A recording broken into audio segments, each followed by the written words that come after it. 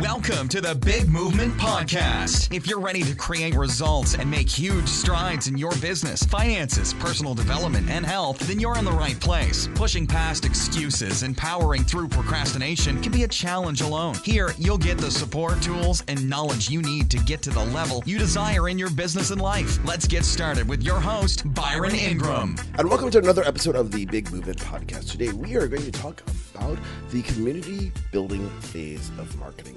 We live in a world where people want to go straight from, hi, how are you, to buy my stuff.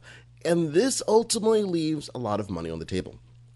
And it's simply because of one thing. The vast majority of consumers do not make their buying decision on the first point of contact. So what does that mean to you?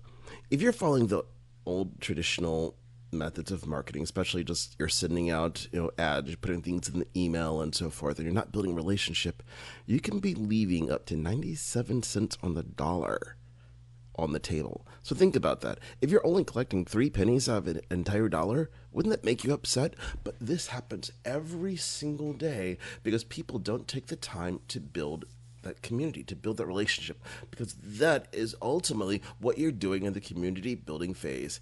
It's you're forming a relationship with people. You want to get them to know who you are. You're no longer just a stranger coming along the street like, hey, how are you? Buy my stuff. This is eliminated because you want to get to know who they are. They want to get to know who you are. What does this process look like? What are they able to do to interact with you? This is what it's all about.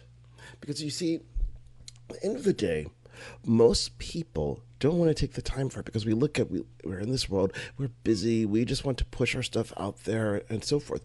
But without building that community and building the rapport and relationships, people can't get to know who we are. Think about professional speakers and how they build their business. So much of it is based off of the relationships because people see who they are, what they're doing. People talk about them online, offline. So when someone says, hey, we need a speaker for it, hey, do you know so-and-so? Guess what happens? They get invited back to a company or get invited to other companies because they've built up their tribe. They've built up that community of people who are loyal to them because they know who they are. They know what they're about. They like them and they trust them. They're going to give them the right information. So ultimately, we have to decide what we are willing to do to not leave money on the table. So how do you build a community in today's world? Well, traditionally, the way it was done, especially in the past before social media, and still done today, people would form networking groups. And one of the best ways people would do is they would actually create it themselves and invite people into it. Well, what this did was people saw them as a leader. They saw them as the connector. You're bringing everybody together for a particular industry or just as a local networking meeting. And it worked great because people got to know who you are. But here was the limitation of it. You're limited to the number of people that can possibly connect in the group is part of it. Because, you're so location dependent and also can be dependent upon the size. So the best way to do it today is to create a Facebook group. And why is that? Because the average person spends a couple hours a day on Facebook. Usually it's, watching videos, cat pictures, and all sorts of other stuff. But people want to connect and do business in that fashion. It's done every single day. So why should you create a group instead of just jumping in someone else's? It's simple.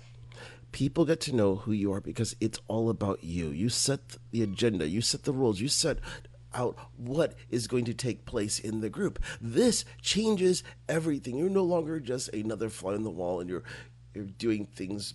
You are being seen by people as someone who's a thought leader. They see you as that person like, wow, you're making a difference. I love what you're saying. This is only possible when you are the one creating a group. So how do you go about doing this? It comes down to something simple. It's being consistent amongst many other things, because there's too many groups out there that people start with the best of intention and then they just kind of whittle away and do nothing. So you have to show up every single day. You have to be engaged with people, because if you don't engage with people, we'll come back to more of this later, they're not going to spend time with them, because you're competing for attention with so many other people online because people are busy. So you have to give them a reason to come and look at what you are producing on a daily basis. Because if it's the same thing over and over, eventually people are just going to kind of go, oh, there's nothing new here. So they stop. So you have to just simply be you? Why do your friends love to hang out with you? Think of it from that perspective. Why does your family want to hang out with you? Why do people want to go on trips with you and so forth? Why do people give you a call and to chat? This is why you need to examine these things and then put it into a group, because this is what's going to make a difference in the world. So now, when it comes to the engagement factor, here's something that's important. No matter what, you have to give that personal touch, because I've seen many groups online where they start off great, little small, because there's a lot of high level interaction by the person who created it. But then as it grew, guess what happened? The person became busier and busier, and then the group was taken over, essentially being run by admins, and everything was on autopilot. But then there's something else that happened at the same time. The engagement on a daily basis with all the posts, they started decreasing. Why? Because people came there to interact with someone, the leader of the group. When you lead people, you have to show up. You cannot show up in terms of leading by proxy, because it doesn't work. You can have someone say, well, this person is going to represent me. Well, no. Think about it. If you went to a concert, like, say you want to see someone like Billy Joel or whoever else out there, and then someone else came out on stage and says, well, he's not going to make it, so well, I'm going to stand in for him.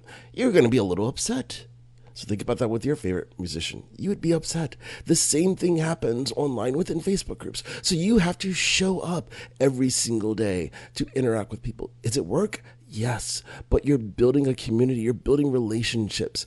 Think of it another way. If you're dating, you're married. Let's say you're dating someone, and you decide, you know what, I really don't want to show up today, but this date needs to happen. And you call up one of your buddies and say, hey, go stand in for me. How do you think the woman's going to feel? Or, if you're the woman, if the guy's going to feel if you had one of your friends stand in for you. It's going to be pretty darn awkward, and you're going to be upset, and eventually you're just not going to want to show up in that type of date anymore. It's the same thing when it comes to a Facebook group. You have to show up because people want to get to know who you are. They are showing up because they want to get to know you, they want to like you, and ultimately they want to trust you. But they can't do that if you're not present. So you need to examine, why do you want to build this community? Why do you want to grow your business? Because when you focus on those things, it changes everything. Now people will want to be part of your life, and you want it to be more than just simply, oh, here's a quote of the day. You want people to get to know who you are in your life. What is it you're going through? So, hey, if you're going out to eat someplace, put a picture up about it. If you have that exhausted look because you've been working for 18 hours straight, let people know. You want people to know that you're human after all. You don't want it to be that you're this superhero that is always bright and shiny and happy. You want people to know that you're authentic because you're just like them. When people know that you're just like them, guess what they do? They can now relate to you, and they open up.